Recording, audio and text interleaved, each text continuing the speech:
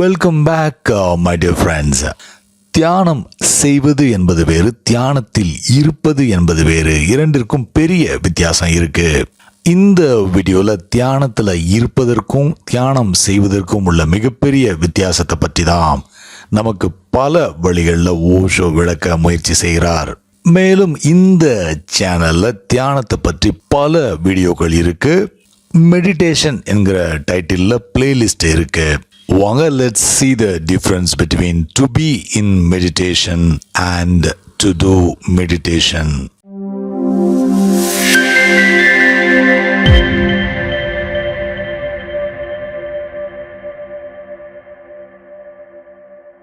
ஒரு மனிதர் தியானம் செய்து கொண்டிருந்தால் அவர் தன்னுடைய குழப்பமான மனதை அமைதிப்படுத்த முயற்சி செய்கிறார்.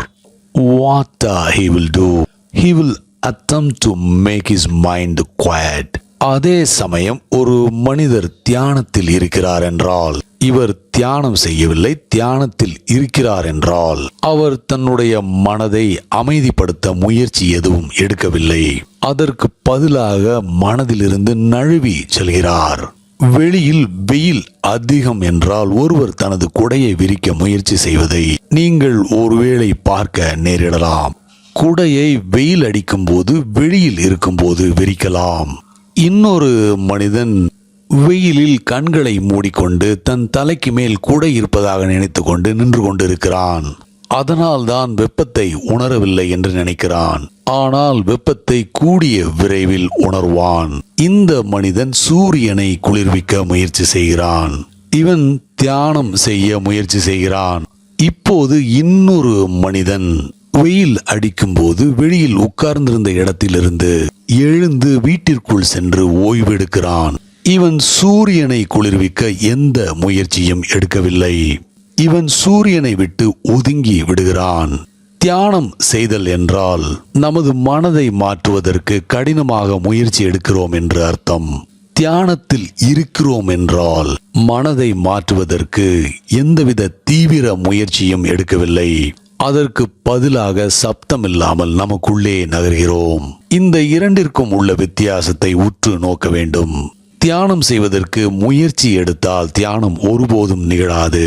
கஷ்டப்பட்டு உடல் வருத்தி எப்படியும் மனதை நான் அமைதிப்படுத்தாமல் விடமாட்டேன் என்று கான்சியஸாக முயற்சி எடுத்தால் என்ன நடந்தாலும் சரி, இட் won't work. நீங்கள் ஏற்கனவே குழப்பமான மனநிலையில் அமைதி இல்லாமல் இருக்கிறீர்கள்.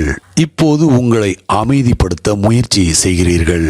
அப்படி என்றால் நீங்கள் மேலும் ஒரு தலைவலியை உங்களுக்குள் அதிகரிக்கவே செய்வீர்கள். எதை பற்றியும் யோசிக்காமல் நிமிர்ந்து உட்கார்ந்து கொள்கிறீர்கள். எவ்வளவுக்கு எவ்வளவு விரைப்பாக உட்கார்கிறீர்களோ அவ்வளவுக்கு அவ்வளவு பிரச்சனை அதிகரிக்கவே செய்யும். அதிகமாக டென்ஷன் அடைவீர்களே தவிர வேறொன்றும் நடக்காது. This is not the way. நான் உங்களை தியானம் செய்ய சொன்னேன். ஏனென்றால் தியானம் என்பது ரிலாக்ஸேஷன். Meditation is relaxation.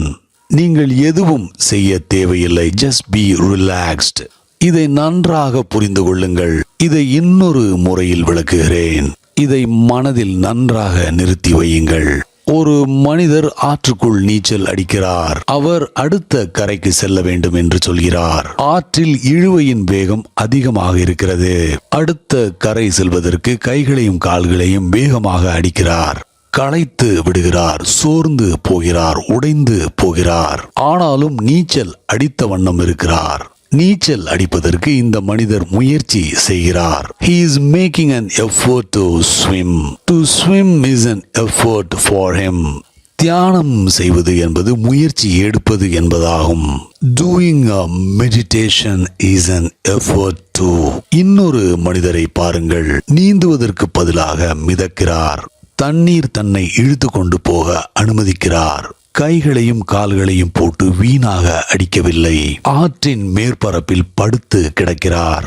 ஆற்றில் மிதந்து கொண்டு இவரும் அதோடு செல்கிறார். மிதப்பதற்கு எந்த எஃபோர்ட்டும் எடுக்க தேவையில்லை. Floating is merely no effort. நான் சொல்கிற தியானம் என்பது மிதப்பதை போன்றது, நீந்துவது போல் அல்ல. It is not like swimming. ஒரு மனிதன் நீந்துவதையும் ஒரு இலை மிதப்பதையும் பாருங்கள். மிதந்து செல்லும் இலையின் மகிழ்ச்சியை வார்த்தையால் விவரிக்க முடியாது.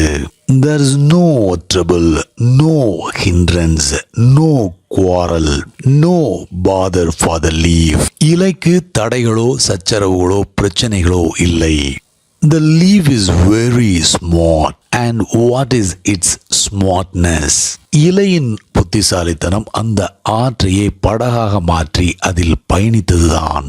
இலை இப்போது ஆறு தன்னை எங்கு கூட்டிச் சென்றாலும் போவதற்கு தயாராக இருக்கிறது. இலை ஆற்றின் சக்தியை முறியடித்து விட்டது.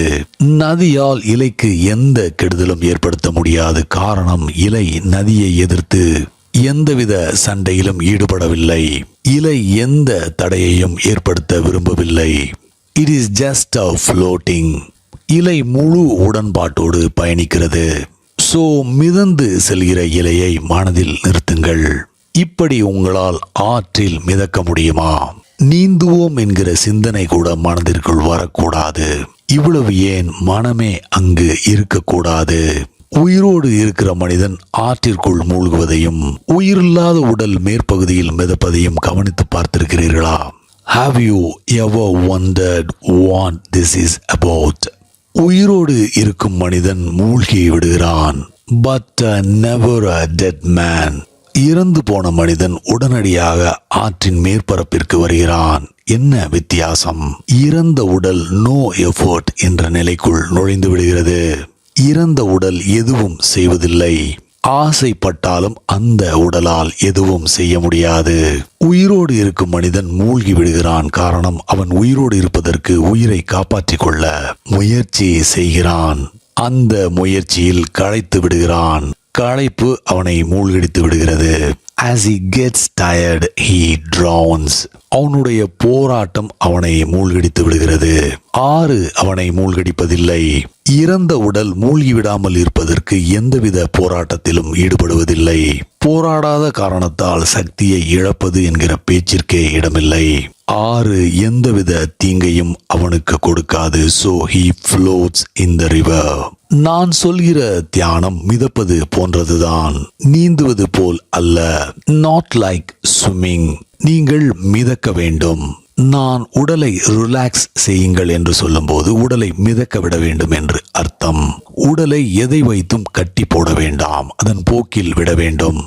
You let it go, you float. அப்போது ஒருவர் எங்கே செல்வார்? உடலை தன் போக்கில் போக விடும்போது he will move within. உடலை கெட்டியாக பிடித்து கொள்ளும் போது he will come out. கரையையே பிடித்து கொண்டிருந்தால் ஆற்றிற்குள் ஒருவரால் எப்படி இறங்க முடியும்? கரையை விட்டு ஆற்றிற்குள் நுழையும் போது a stream of divine consciousness is flowing within us. ஆனால் கரையை விட்டு வர மறுக்கிறோம். Let go of it. சிந்தனைகளையும் சேர்த்து விட்டுவிடுங்கள். இப்போது கரைகள் பின்னோக்கி செல்கிறது. இப்போது நமக்குள் ஓடும் நீரோட்டத்தில் மிதக்க ஆரம்பிக்கிறோம். தன்னை மிதக்க அனுமதிக்கிறவர் கடலை சென்றடைகிறார். தியானம் மிதப்பது போன்றது. Meditation is kind of floating. மிதக்க கற்றுக்கொண்டவர் கடவுளை சென்றடைகிறார். Do not swim. நீந்துகிறவர் வழி தவறிவிடுகிறார். நீந்துகிறவர் கூடுமானவரை இந்த கரையிலிருந்து அடுத்த கரைக்கு வேண்டுமானால் செல்வார். அவரால் வேறு என்ன செய்ய முடியும்? ஆனால் மிதந்து செல்கிறவர் என்ன ஆனார்? ஒரு கரையும் மிதப்பவரை தடுக்காது. நீரோட்டம் அவரை கடல் வரை கொண்டு செல்கிறது. லட்சியம் எல்லாமே கடலில் கலப்பதுதான். ஆறு கடலாகிறது. ஒருவரின் கான்சியஸ்னஸ் கடவுள் நிலையை அடைகிறது. ஒரு துளி கடலில் கலந்து தொலைந்து போகும்போது the absolute meaning of life, the supreme bliss of life, the paramount beauty of life is attained. The ultimate thing is இறக்கும் கலை மிதக்கும் கலைதான். இறப்பதற்கு தயாராக இருப்பவர் ஒருபோதும் நீந்துவதில்லை.